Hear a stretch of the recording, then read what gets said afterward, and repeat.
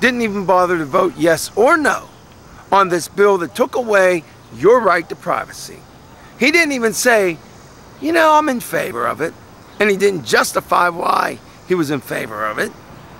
He didn't say, no, I don't believe that we should take away parts of the First and Fourth Amendment. He didn't say anything.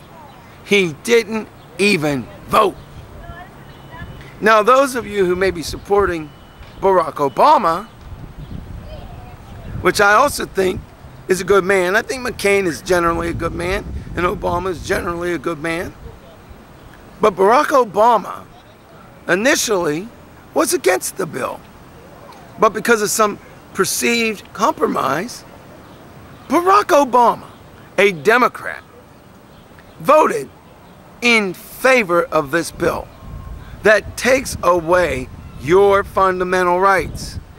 Now, Senator Hillary Clinton, who of course was campaigning for office of president earlier this year, she voted in favor of this bill that takes away your rights. And many, many people in Congress. But it would be remiss for me not to let our conservative friends throughout America understand something. The conservatives always claim they are the protectors of freedom. Well, if they are the protectors of our freedom, why then did every Republican in Congress, except for John McCain, but every other Republican in Congress, in both the House and Senate, voted in favor of a bill, which is now law, that takes away your rights to privacy and also allows you to be arrested, completely detained, search and seizure of magnitudes unheard of. Okay? They voted in favor of that, my friends. So you have to ask yourself, is there anyone protecting our rights in Washington anymore?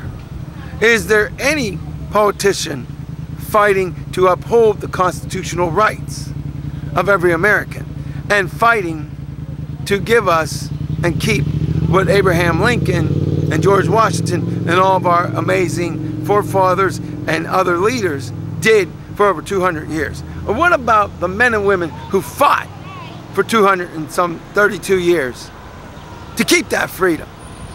This is an insult. This is a travesty. And it is a betrayal of America. Yeah, am I long-winded? Maybe. But you're not going to hear about this travesty on your local news or even your national news. They don't want you to know because you see, it's not in their best interest. For one thing, every telecom company in America now has immunity. They help to commit illegal acts, but since they have immunity and since this law has passed, these formerly illegal violations of the Constitution are now legal. In other words, you lost your rights on July the 10th, 2008. But I'm not asking you to believe me. I hope you don't believe me. In fact, I advise you not to believe me. What I want you to do is I want you to get online and look up FISA, F-I-S-A, the FISA law. Look up H.R. 6304. Or go into YouTube and in the search engine, look up repeal FISA or type in 6304. And on all search engines, look it up. Or maybe some newspapers may actually have the decency and feel responsible enough that they would write about this horrendous law. But here's the thing. Even if you go to www.senate.gov or www.house.gov, you can look it up, H.R. 6304, and you can find out every senator or House of Representative, okay, who voted in favor of this. But when you find out all the ramifications And I haven't even told you about most of them. When you find out all the ramifications, you will have no choice as an American that values freedom, if you value your freedom. I don't know, maybe you don't. But if you value your freedom, if you care about your grandfather who fought in World War II, or your great-grandfather who fought in World War I, or your great-great-great-great-grandfather who may have fought in the Civil War, and so on and so forth. If you care about them, and you care about what guarantees your rights to freedom, then you have got to act, and you've got to act today. We must all unite together and fight to repeal this FISA law. And let me just say, I used to be in law enforcement training, and in law enforcement, I did the thing, okay? I did the training. Yes, I want to protect my country. This law and others like it does not protect you. In fact, it hurts you, because now they can use anything and everything against you for no good reason. So, like a horror movie, we always want to see the big creature or the killer be done away with. We want the good guys to win, or good girls. We want the creature to lose, and we want the girl or the guy to be saved. Well, just like in the movies, there is one parallel. We can repeal the FISA law.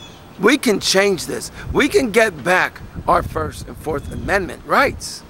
We can get back Habeas Corpus. But how do we do it? All of us must call our senators. All of us must call our representatives. We must email them. We must fax them. We must snail mail them. Whichever form of communication you use, you must do this, and you must do it every 2 weeks. Even if it's jotting down a reminder that you want FISA repealed, and you want your freedom and your privacy back. Now, I will tell you this.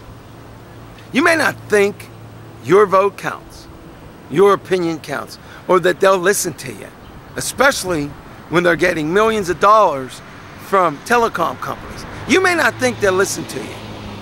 I guarantee you that if enough of us do it and apply the pressure, every congressman and woman, every senator will listen.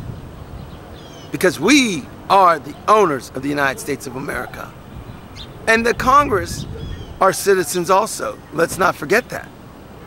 But they are a group of citizens that took away the rights of over 300 million Americans.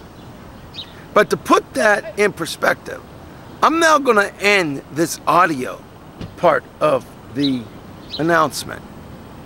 To put it in perspective, I'm going to present a quick video or a quick scene of the city that I'm in. But let me close with this. If you ever gave a dang about your family and about freedom, if you ever sang God Bless America, if you ever celebrated Independence Day or Memorial Day, if you ever did any of that, or even watched the fireworks, then you as an American are responsible, and you've got to get to work now. You have to legally and peacefully fight to get back our rights. That's your job. I don't care if you're 15 to 115. I'm asking all of you to fight legally and peacefully for freedom. Because if you don't, this is only the beginning of what will happen. Let me remind you, there is also the Real ID Act. They're trying to make every American have an ID card that will provide every micro piece of information, every minute, not micro, but minute piece of information about your life. It will include your bank account information.